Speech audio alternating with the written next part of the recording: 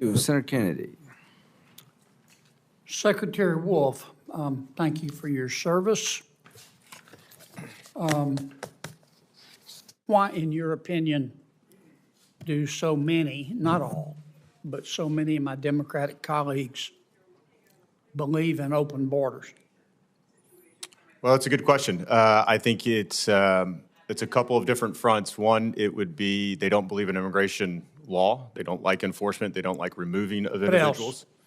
And they believe that there are some that believe that anyone and everyone should be able to come to the U.S., whether they apply for protections else? under U.S. law or not. And then there's some probably that would like to see more voters in the U.S. as well. Ms. Vaughn, some of my colleagues, for whom I have great respect, believe that the 10th Amendment allows local governments to ignore federal immigration law and implement sanctuary policy. The Supreme Court has ruled that racial quotas represent a pernicious form of racial discrimination. Can local governments ignore that ruling under the 10th Amendment? Well, the 10th Amendment is about. Can just answer my question, please, ma'am. The 10th Amendment is about commandeering, and so Can it's the not 10th really appropriate to this because. Is the answer yes or no, ma'am? Could you ask me again? Because I don't understand the relevance to, I'm sorry, I don't, because Secretary ICE Wolf, is not asking them Secretary Wolf, to do you heard that. my question. Under the guise of the 10th Amendment, can local governments ignore a Supreme Court ruling? I don't believe they can. Okay. Women have the right to vote in America by statute Yes. and by constitutional interpretation. Under the guise of the 10th Amendment, can local governments just ignore that and prohibit women from voting? No. Okay. Mr. Duke, you worked for President Biden and Vice President Harris, didn't you? Yes. And I listened carefully to your testimony today. You expressed, well, you offered the opinion that the One Big Beautiful Bill is terrible in part because it will cause deficits. Is that right? Yes. Isn't it a fact that the profligacy of President Biden caused 9% inflation in America? No.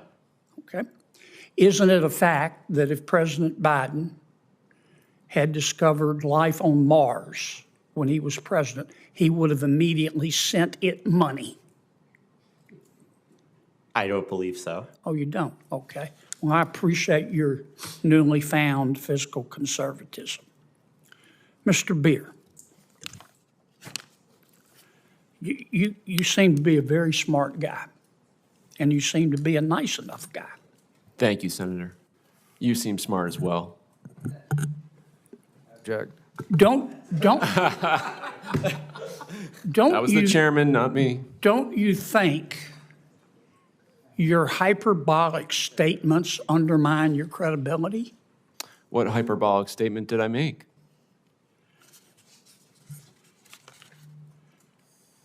On February the 11th, 2026, you posted on Bluesky, quote, my words, or your words, not mine.